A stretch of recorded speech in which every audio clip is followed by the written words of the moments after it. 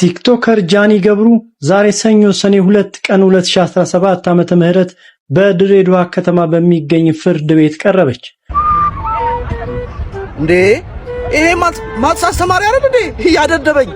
አዳማ የሚገኘው መንሱር የኔ ነው የሚለው ፊንቴክ ኢንቨስትመንት ብራንች የመንሱር አይደለም የሚል መረጃም ደርሶኛል። ፊንቴክ ለምን ታሸገ የሚባለው ታሽጓል። ንግድ ፍቃድ ባለመለጠፍ በጣም ኳሊቲ በጣም ፐሪቲ አቤት አካሂዱ አለካ ነው ፐሪቲ። እጅግ በጣም ያሳዝናል። ብዙዎችን ያሳዘነ የብዙዎችን ልብ የሰበረ ድምጽ ከአትሌት ገለቴ ቡርቃ ተሰምቷል። የአትሌት ገለቴ ቡርቃን ቤቶች እንዲሁም መኪኖች የውክልና ስልጣኑን ተጠቅሞ የእሷን መብት በሚጎዳው መልኩ በሸጠው ግለሰብ ላይ እስከ 10 ዓመት የሚደርስ ቅጣት ሊወሰን እንደሚችል ያውቃሉ እንዴ? ጉድ ሳይሰማ መስከረም አይጠባ ይላል ያገሬ ሰው።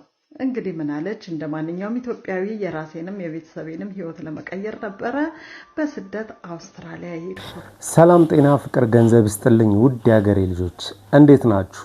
አማን ነው አለን ክብሩ ይስፋ። ዛሬም እንደተለመደው እናንተ ዘና ፈታ ያደርጋሉ እንዲሁም ያስተምራሉ ያልኳቸውን ቪዲዮዎች ይዤላችሁ ቀርብ ያለው እንደተለመደው ፋሚሊ ይሄን ቪዲዮ ላይክ አድርገን እንጀምራለን። ለዚህ ቻናል አዲስ ከሆናችሁ ላይክ ሰብስክራይብ በማድረግ ይሄን ጨዋ ፋሚሊ መቀላቀል ትችላላችሁ። ሐሳብ አስተያየቶቻችሁን ኮሜንት ሴክሽን ላይ በጨዋ ደንብ ስጡኝ። ወደ ቪዲዮ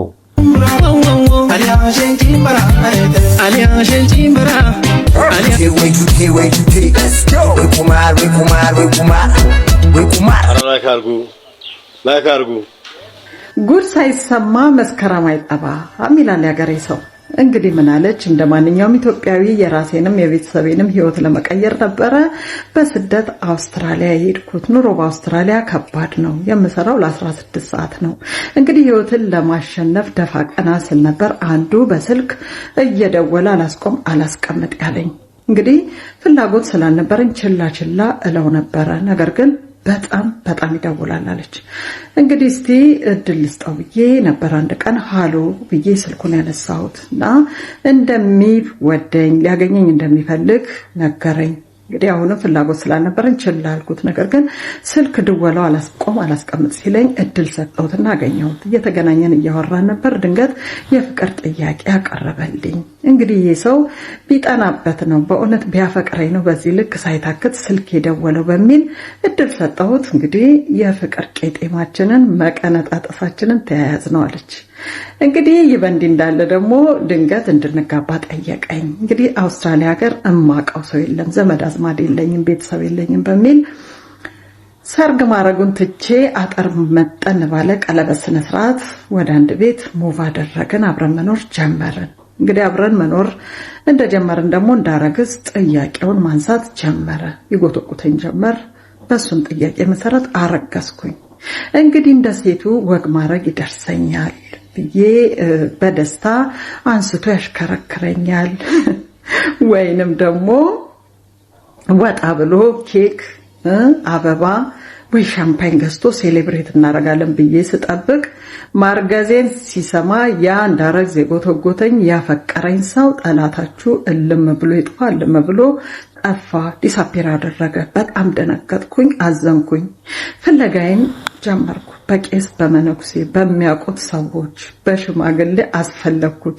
እንደምንም ፈልገው አመጡልኝ። ባረገዝኩ በ3 ወሬ አመጡት እና ምን ሆነ ነው እንዳረገዝ ፈልገህ አልነበረም ወይ ብዬ ስጠይቀው መልስ የለውም፣ ዝም ነው መልሱ። እንግዲህ ግራ ተጋብቼ ባለሁበት ነበረ አስወርጅ ብሎ ጥያቄ ያቀረበልኝ። አላስወርድም፣ ፈልጌ ያረገዝኩት ነው፣ የእግዚአብሔር ስጦታ ነው፣ አላስወርድም ብዬ በአቋሜ ጸንቼ እርግዝናዬን ቀጠልኩኝ። እሱ ግን በእርግዝናዬም አጠገቤ ሊሆን አልፈለገም። የእርግዝና ጊዜ በጣም ፈተና ነበረ። እሱም በሌላ ጊዜ ነው መጽፍልሽ ብላኛለች። በጣም ነበር በውጣ ውረድ ውስጥ ያለፍኩት። ቤት ለመከራየት ብዙ ቦታ ሄዳለሁ። እርግዝናዬን እያዩ አከራዩኝም። በተለያየ ምክንያት 4 ቤት ቀያየርኩኝ እርጉዞኜ እየሰራው። እንግዲህ በዚህ ሁሉ ፈተና ውስጥ እያለው ደግሞ በ7ኛው ወር መጥቶ የዘር ፍሬን ወይንም የስፐርም ሴሌን ክፈኝ፣ ስፐርም ሴል የሰጠሁበትን ክፈኝ ብሎ ጉዴን አፈረጠው ትላለች። ስለዚህ ነው በመግቢያዬ ጉድ ሳይሰማ መስከረም አይጠባም ያልኩት። ወንዶች፣ አንዳንድ ወንዶች ሴትን መበደላችሁ፣ ሴትን መክዳታችሁ፣ ሴትን አውላላ ሜዳ ላይ መጣላችሁ ሳያንስ እንደገና ስፐርም ቸርቸራ ውስጥ ገባችሁልኝ። በጣም ያሳፍራል። እና ፍጥጥ ብሎ ያስረገዝኩሽም የቀረብኩሽም ሀብታም መሆንሽን አይቼ ነው አሁን የስፐርም ሴሌን ክፈኝ ብሎ ፍጥጥ ብሎ ጠየቀኝ። በጣም ተርበተበትኩ፣ ደነገጥኩኝ። በዚህ ድንጋጤ ውስጥ እያለሁ እንግዲህ የመውለጃ ጊዜ ደረሰ። መውለዴም በጣም ከባድ ነበር አለች። እንደውም ህይወቴን ላጣ ሁሉ ደርሼ ነበር። እንደምንም ተረባርበው በሰርጀሪ ቆንጅዬ ልጅ በሰላም ተገላገልኩኝ። ስወልድ እንደምንም ተጣርቶ መጣ። ልጁን አየ። አሁን ያለሁት አራስ ቤት ነው። ጡት እያጠባው ነው። አስቤዛ የሰርጀሪ ቁስሌ እያመመኝ አስቤዛ አረጋለሁ። በፀሐይ እንከራተታለሁ። ልጄን እያሳደግኩ አራስ ቤት ነኝ። አጠገቤ የለም። ቀጣዩን ክፍል በሚቀጥለው ጽፍልሻለሁ ብላኝ ነው በውስጥ መስመር ከአውስትራሊያ የጻፈችልኝ። እንዴት ያሳፍራል! ጭራሽ የስፐርም ሴሌን ክፈይኝ ማለት አመጣችሁ አንዳንድ ወንዶች። እኔ ከአቅሜ በላይ ሆኗል ይሄንን መስማት። በጣም እውነት ቃላት አጥሮኛል። ይህ ሰውዬ በፊት ያቅሻል። በቃ የሆነ ቂም በቀል ምናምን ነገር ነው እያካሄደ ያለው እንጂ ከመሬት ተነስቶ ጎትኩቶ ወደድኩሽ፣ አፈቀርኩሽ፣ ውለጅልኝ ምናምን ብሎ የስፐርም ክፈይ። ኧረ በስመ አብ። መንሱር አሜሪካ በሄደ እለት ኮፒ ሊንክ እያደረጋችሁ ወደ ሚኒሶታ በሄደ እለት እሱ የኔ ነው ሲለው የነበረ አዳማ የሚገኘው የፊንቴክ ኢንቨስትመንት ብራንች ታሽጓል። እሱ ወደ ሚኒሶታ በበረረ እለት ነገርየው መገጣጠም ይሁን አሊያም ደግሞ የሱ ወደ ሚኒሶታ መብረር ከዚህ ጋር ይገናኝ ይሁን ወደፊት የምናጣራውና የምንነግራችሁ ይሆናል። ሌላው ደግሞ ምንድነው አዳማ የሚገኘው መንሱር የኔ ነው የሚለው ፊንቴክ ኢንቨስትመንት ብራንች የመንሱር አይደለም የሚል መረጃም ደርሶኛል። እኔ አይ ቲንክ ኮሎኔል ኪሮስ ምናምን የሚባሉ ሰው የሳቸው ነው የሚል መረጃ ነው ደርሰኝ። ይሄ ማረጋገጫ ይፈልግ ይሆናል። ይሄ ከዚህም የበለጠ ሰፋ ያለ መረጃ ያስፈልገው ይሆናል። ማረጋገጫ የሚፈልግ ይሆናል። ይሄንን እንዲሁ ያዙትና ነገር ግን አዳማ የሚገኘው የፊንቴክ ኢንቨስትመንት ብራንች ማለትም ለናሆም ፎንቲ 500,000 ብር የሸለመው ብራንች ታሽጓል። ይሄ አሁናዊ ሁኔታ ነው። እያጣራው ነው። ፊንቴክ ኢንቨስትመንት ጋር መረጃ ያላችሁ ወይንም እዛ ግዢ የፈጸማችሁ እንዲህ የሚወራው ነገር ማሰት ከሆነ ማጥራት ያስፈልጋል። የድርጅቱ ስም በሐሰትም እንዳይነሳና መረጃ ስጡን። እኔ የተወሰኑ መረጃዎች አሉኝ ማረጋገጫ የሚፈልጉ። ከዚያ በኋላ ሰፋ ያለ መረጃ ማጋራችሁ ይሆናል። በውስጥ የጠየቃችሁኝም ስላላችሁ ነው። እኔው እስካሁን ግን ያለው ነገር ይሄ ነው። መንሱር ወደ አሜሪካ የሄደው ለስንት ጊዜ ነው? ሲቀጥል የአዳማ ብራንች የኔ ነው ሲል ነበር እና እስካሁን ድረስ እንዴት ንግድ ፍቃድ አልወጣም? የሱ ከሆነስ በሌላ ሰው ስም እንዴት ተመዘገበ? እዚች ጋር አንድ ነገር ላጥራላችሁ። አሁን አላቅም እንጂ በፊት በፌክ መታወቂያ ንግድ ፍቃድ ይወጣል። አንድ ሰው በራሱ ስም ንግድ ፍቃድ ማውጣት ካልፈለገ ለሌላ ሰው ሙሉ ወጪውን ይችላል፣ የሆነ ገንዘብም ይሰጣል። ፌክ መታወቂያ ያወጣለታል። ከዛ በኋላ ሁሉን ነገር ፕሮሰስ እሱ ያደርጋል ማለት ነው። በዛ ሰው ስም ንግድ ፍቃድ ይወጣል። ከዛ በኋላ ይከፈታል። ተጠያቂው የሚሆነው ያ ሰው ነው ማለት ነው። ይሄ ገንዘቡን ይዞ ይጠፋል። እንደዛ ሊሆንም ይችላል፣ አይታወቅም። ግን እስኪ ከጊዜ በኋላ ነው ነገሮችን እውነት ይሁን ውሸት የምናውቀው። እሱም መልስ ሰጥቷል፣ ላሰማችሁ። እንግዲህ ድርጅቱ ችግር ባይኖርበት መንሱሬ እንደዚህ ቀለል አድርገህ ታብራራ ነበረ እያሉ ድርጅትን እያሙ እኛ እኮ ስለ ድርጅት ስንጠይቅህ ለምነን አሁን 2017 ነው ምን አገባ ስለ ፊንቴክ አሁን ስንጠይቅህ ለምነን አይደለም ኢንፎርሜሽን ማግኘት የነበረበት ሆነስሊ ስለ ፊንቴክ ለምነን አረብ እግዚአብሔርና ግባ መንሱሬ ምናምን ብለናል ሆነ የነበረበት ቢኮዝ ፊንቴክ ክላሪቲ የሚሰጥ ተአማኝነት ያለው ኦፕንነስ ያለው ድርጅት ነው ብለን እናምናለን።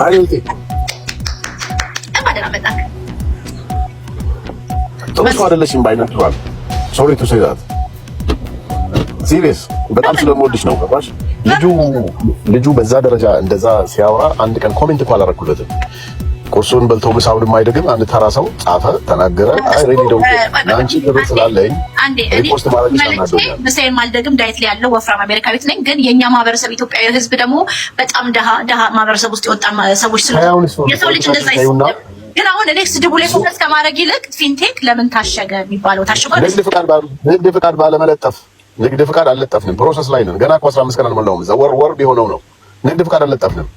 ዛትስ ዋይ እኔም ስላልነበርኩ ማናጀሩም ውክልና ሰጥቼው ደብዳቤ ማተብ ሳላደርግለት ነው የመጣሁት። ዛሲት ንግድ ፍቃድ ባለማንጠልጠል ነው። ሌላ ታሪክ የለውም። እሺ ሌልቲ ኤኒዌይ ቴንክ ዩ አንዱ ዌዲንግ ላይ ስላለው ነው።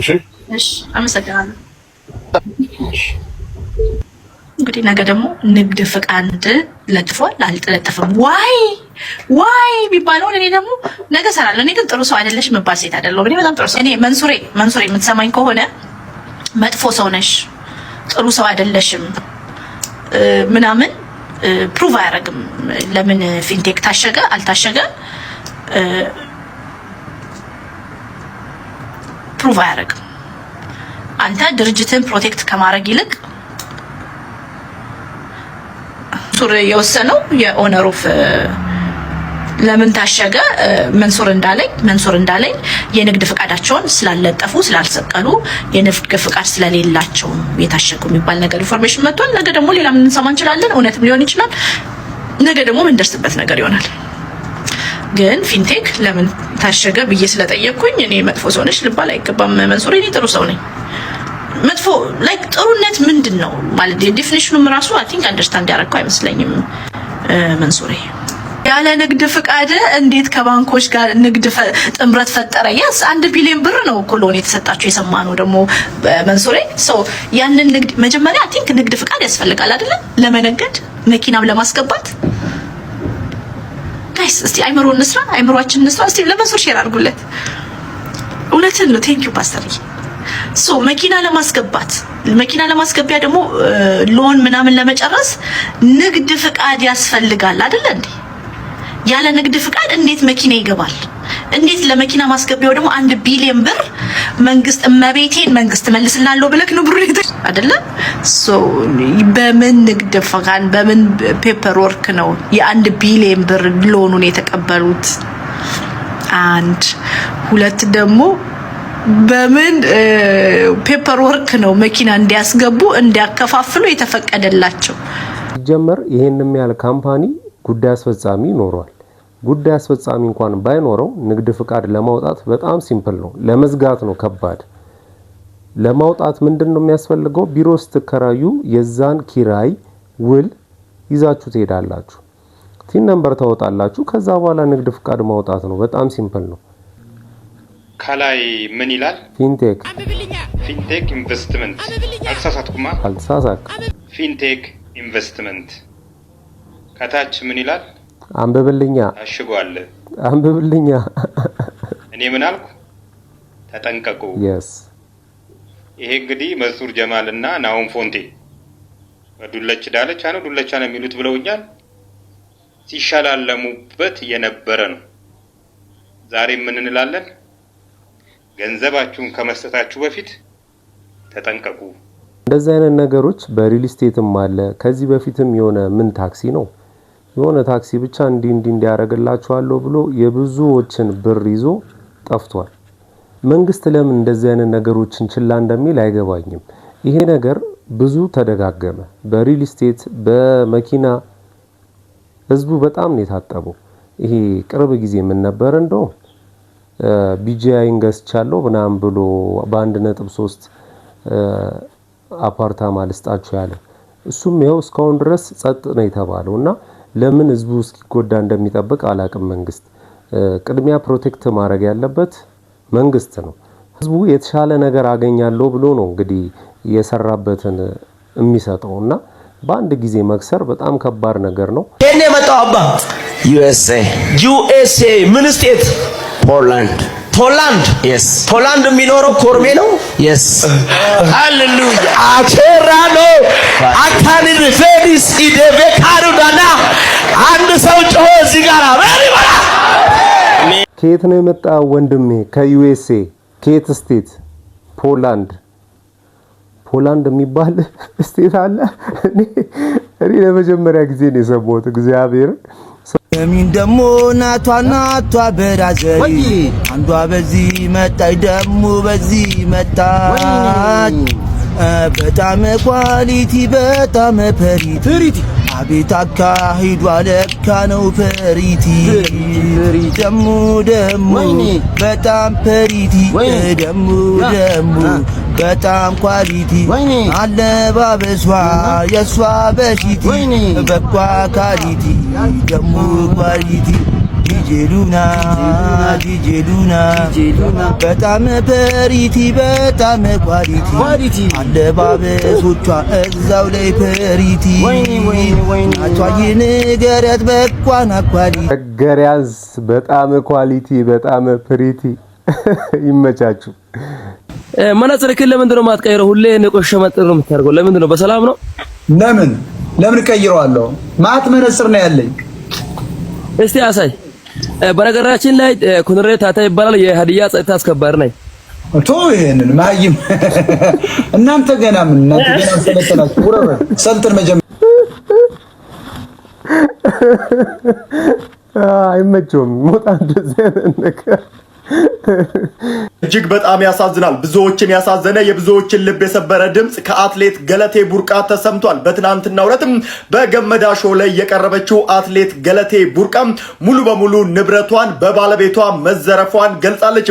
በዚህም ታዲያ አንድ መልእክትን አስተላልፋለች። መልእክቷንም ለጠቅላይ ሚኒስትር አብይ አህመድ ነው ያስተላለፈችው። መኮከንም ቤኔ ሚኒስቴሪች ሙሜ ብያ ዶክተር አብይ አህመድ ብቻ ነው ጨራይ ሳኒቲ ነርገዱ ዳቤቲን አገራ አርጋቹ ፊያዴ ጨራቲ ነርገዱ እንደንዴን አትሌቷ እንደገለጸችው ከሆነ መኖሪያ ቤትና መንግስት በተለያዩ ጊዜ የሸለማት 11 መሬቶች ውስጥ 10 ባለቤቷ መሸጡና አሁን ካለችበት ቤት ውስጥም ሊያስወጣት በፍርድ ቤት ጉዳዩን እየጨረሰ መሆኑን ገልጻለች።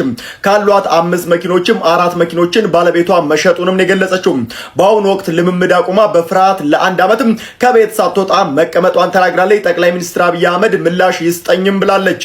አኩመ ሚዲያ ካን ኦርዶፋኒ አርጋኒ ኦዳንዲርሌ ባይናን ጀዳን ኦዋችሌ ጅራዱን አንጀዳን አከዳጋኒን አከዴቢና ከነኒፍ እርጋሳኒፍ ቀባ ሚኒስቴርች ሙሜ ቢያቴ እቺ ሀገርን ያስከበረች ሴት እንደዚህ ስታለቅስ ማየት በጣም ያሳዝናል። እግዚአብሔር ከዚህ በፊት በመለስ ጊዜ ማን ነበረች?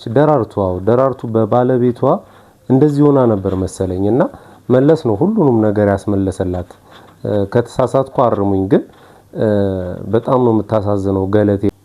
የአትሌት ገለቴ ቡርቃን ቤቶች እንዲሁም መኪኖች የውክልና ስልጣኑን ተጠቅሞ የእሷን መብት በሚጎዳው መልኩ በሸጠው ግለሰብ ላይ እስከ 10 ዓመት የሚደርስ ቅጣት ሊወሰን እንደሚችል ያውቃሉ። እንዲቆያችሁን ጠበቃ ሰብለ ሲፈለኝ እንግዲህ ታሪኩ እጅግ በጣም የሚያሳዝን ነው።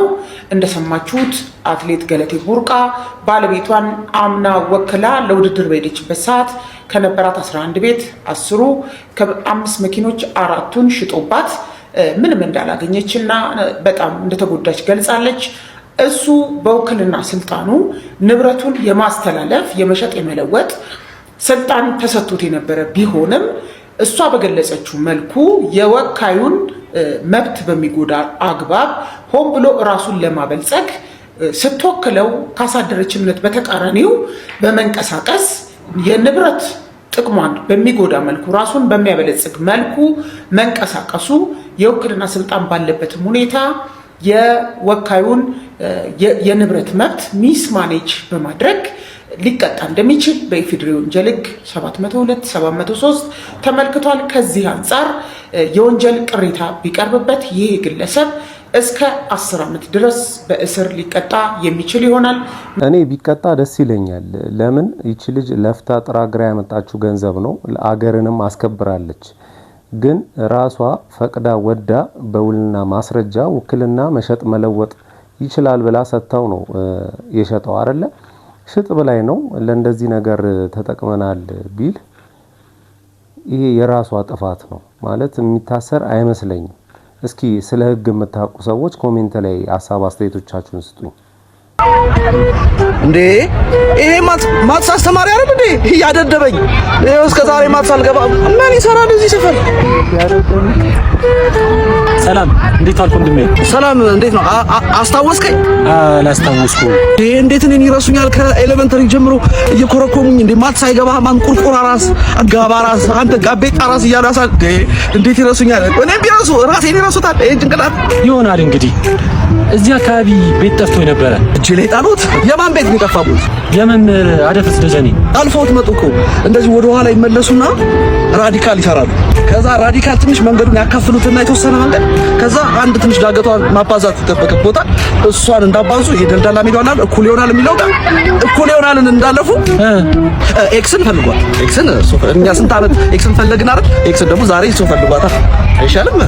አንተ ጋቤጣ ራስ ዘንድሮ ማን ተሻለ? አረ በቀል ትጠላላችሁ። ያደደውኝ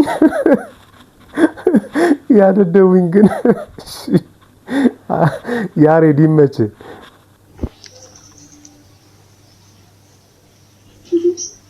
ምንድን ነው?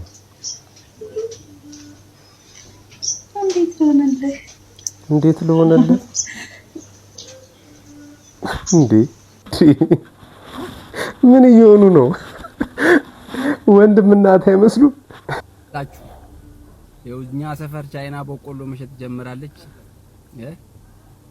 መግዛት ከፈለጋችሁ ከቻሳ በሉ። አይ ቻይና የማይገባበት እኮ እኔ አላምንም። ይሄ ስለላት እንጂ በድስት በምድጃ አድርጎ በቆሎ መሸጥ እንዳታምኗቸው። እስኪ ይሄን ቪዲዮ ያው እሺ፣ ሰው ሲመረቅ ኮንግራቹሌሽን እንላለን። ሰው ሲሞት ምን እንላለን? ሃፒ በርዝዴይ ወይ ሃፒ በርዝዴይ ሃፒ በርዝዴይ ሃፒ በርዝዴይ አባቱቀ ደስማ የት ነው የተማረው? ወይስ ሞትና ልደት አንድ ነው ብሎ ነው? ቲክቶከሯ ጃኒ የተጠረጠረችበት ድርጊት በስንት ዓመት እስራት የሚያስቀጣ ነው። እንዲቆያችሁን ጠበቃ ስብላስባ ነኝ። እንግዲህ አስቀድሜ የሰራሁትን ቪዲዮ ተከትሎ በርካቶቻችሁ ምን ያህል እስራት ሊያስከትል ይችላል የሚለውን ጠይቃችሁኛል። ይሄ በቲክቶከሯ ተፈጸመ የተባለ ተግባር በኮምፒውተር ወንጀል አዋጅ ቁጥር 958 ስር የሚወድቅ ሲሆን በዚህ አዋጅ መሰረት ማንም ሰው የኮምፒውተር ስርዓትን ተጠቅሞ ያንድን ሰው ያንድን ማህበረሰብ ክብር የሚነካ የሚያንቋሽሽ የሚዘልፍ ንግግር ማድረግ የለበትም። ይህንን ካደረገ በሶስት መንገድ ሊቀጣ እንደሚችል በአማራጭ አመልክቷል። የመጀመሪያው እስከ 3 ዓመት በሚደርስ ቀላል እስራት ልትቀጣ ትችላለች፣ ወይም ደግሞ እስከ 30 ሺህ ብር በሚደርስ የገንዘብ ቅጣት፣ ወይም በሶስተኛ አማራጭ የተቀመጠው በገንዘብ ቅጣትና እስከ 3 ዓመት በሚደርስ ጽኑ ቀላል እስራት ልትቀጣ ትችላለች ማለት ነው። በመሆኑም እንዲህ ያሉ ተግባራት ለእስር የሚዳርጉና ከፍተኛ ጉዳት አጥፊው ላይ የሚያደርሱ መሆናቸውን ተገንዝበን ሁላችንም ልንጠነቀቅ ይገባል። ቲክቶከር ጃኒ ገብሩ ዛሬ ሰኞ ሰኔ 2 ቀን 2017 ዓመተ ምህረት በድሬዳዋ ከተማ በሚገኝ ፍርድ ቤት ቀረበች። ግንቦት 28 ቀን 2017 ዓመተ ምህረት በአዲስ አበባ ከተማ ውስጥ በቁጥጥር ስር የዋለችው ቲክቶከሯ ግንቦት 29 ቀን ወደ ድሬዳዋ በማምራት ከዚራ በተባለ ፖሊስ ጣቢያ ውስጥ በእስር ላይ ትገኛለች። ወጣቷ ለእስር የተዳረገችው በቲክቶክ የቀጥታ ስርጭት ተናግራለች በተባለ ንግግር ምክንያት ነው። ጃኒ ዛሬ ረፋድ ላይ የድሬዳዋ ከተማ የመጀመሪያ ደረጃ ፍርድ ቤት የጊዜ ቀጠሮ ችሎት ስትቀርብ መርማሪ ፖሊስ ወጣቷን የጠረጠረበትን ምክንያት የአንድን ማህበረሰብ ክብር የሚነካ ንግግር በቲክቶክ በቀጥታ ስርጭት አስተላልፋለች በሚል ለችሎቱ እንደገለጸ ሰምተናል። ፖሊስ በዛሬው ችሎት ከተከሳሿ ስልክ ጋር በተያያዘ ያልሰራናቸውና የሚቀሩን ምርመራዎች ስላሉ ተጨማሪ የምርመራ ቀናት ይፈቀድልን ሲል ችሎቱን ጠይቋል። የተጠርጣሪዋ ጠበቃ በበኩላቸው የማህበረሰብ ክብር ለተባለው የግንዛቤ ችግር ነበር። ያንን የግንዛቤ ችግር ለማረም በሚል በቲክቶክ ላይ የይቅርታ መልእክት አስተላልፋለች። ጉዳዩ ያስከስሳል ቢባል እንኳን ክሱ ሊቀርብ የሚችለው በኮምፒውተር አዋጅ ቁጥር 958/2008 አንቀጽ 13(3) መሰረት ነው። ይህ የህግ ድንጋጌ ደግሞ ከ3 ዓመት በማይበልጥ ቀላል እስራት ወይም ከብር 30 ሺህ ብር በማይበልጥ መቀጮ አሊያም በሁለቱም ሊያስቀጣ ይችላል። ስለዚህ ጉዳዩ በመደበኛ ክስ ቀርቦ እንኳን ቢሆን ዋስትና ሊያስከለክል የማይችል ስለሆነ የዋስትና መብቷ ይከበር ሲሉ ተከራክረዋል። የግራ ቀኙን ክርክር ያደመጠው ፍርድ ቤቱ ተጨማሪ ቀናት ያስፈልጋል የሚለውን የፖሊስ ጥያቄ ከግምት በማስገባት 7 ቀናት ለፖሊስ ፈቅዶ ለሰኔ 9 ቀን ተለዋጭ ቀጠሮ ሰጥቷል። ቲክቶከሯ በዛሬው ችሎት ይፋዊ መጠሪያ ስሟ በሶሻል ሚዲያ እንደሚገለጸው ስመኝ ገብሩ እንዳልሆነና ስሟ በፍርድ ቤት ወደ ጃኒ ገብሩ በመቀየሯ በዛሬው ችሎትም ጃኒ ገብሩ የሚል መጠሪያ ለፍርድ ቤቱ እንዳስመዘገበች አውቀናል። እቺ ልጅ ለማስተማር የገንዘብ ቅጣትና 1-2 ሳምንት ከታሰረች በቂዋ ነው። ምክንያቱም ቲክቶክ ላይ በጣም አጸያፊ ስድብ የሚሳደቡ ሰዎች አሉ። ስም እየጠሩ ሃይማኖትን፣ ብሔርን የሚሳደቡ ሰዎች አሉ። እነሱ ሰዎች እስካሁን ድረስ ማንም የሚነካን የለም ብለው እየተሳደቡ ነው። ስለዚህ ያሳፍራል። ህግ እኩል ሲሆን ነው ደስ የሚለውና ይቺ ልጅ ገና ታዳጊ ነች። ለማስተማሪያነት ይሄን ያህል ከተቀጣች በቂ ነው። ዋናናስ ኤክስቴንደር እስክንድር ነው ስም ነው ኤክስቴንደር። አንተ ለምን ታርጋ አውጥተህ ራይድ አትጀምርም? በዚህ ጋር በቀን 4800 ጊዜ ልኳል ቤተሰቦች።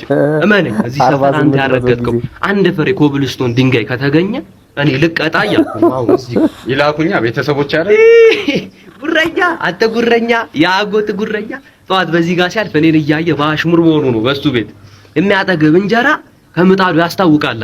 ምጣድ የታላችሁ ሲጀመር? እኔ እኮ አውቃለሁ ምጣድ እንደሌላችሁ። ለምን ይዋሻል? የሰፈሩ ሰው ነው ገብቷና ምን አገባኝ? ለራሱ እንገሩት። አትቆጣ አንተ የዱቤ ልጅ ማደጎ እኮ ነው። አንድ ቀን አልላክበት ወደ መጣህበት በመጣህበት ባስ ይልኳል። እንዲከስተ ደግሞ ምንድነው አደራ ነው እንደ የምትበላው? ሊሰርቡኝ ነው እንደ ይጣር ይጣር የፈለኩ እንኳን ምንድነው የእናንተ ሽንት ቤት ሽታው ከሰው አይደለም ወይ ተፈጠራችሁት? ምንድነው የምትበሉት? ወፎች እንኳን ሲያልፉ እኮ እንዲኳ አፍንጫቸውን ይዘው እኮ ነው እያለፉ ያሉት በክንፋቸው። ምንድነው የምትበሉት? ገና የተፋቀውን እንሰት ነው እንደ የምትበሉት? ሶሶዬ ከስድብ ውጭ ስራ የለውም ማለት ነው።